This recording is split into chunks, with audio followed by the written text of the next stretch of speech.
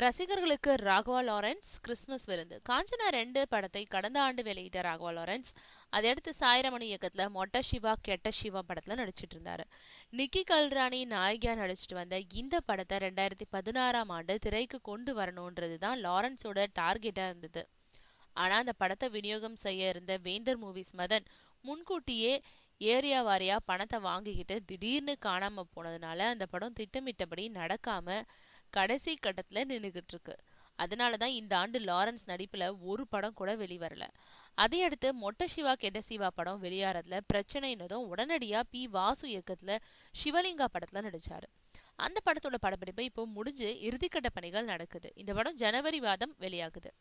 இந்த நேரத்துல தன்னோட ரசிகர்களை கருத்துல கொண்டு டிசம்பர் 25ஆம் தேதி கிறிஸ்துமஸ் தினத்தன்னைக்கு சிவலிங்கா படத்தோட ஃபர்ஸ்ட் லுக்கை வெளியிடுறாரு லாரன்ஸ். இந்த படத்துக்கு தமன் இசையமைச்சிருக்காரு.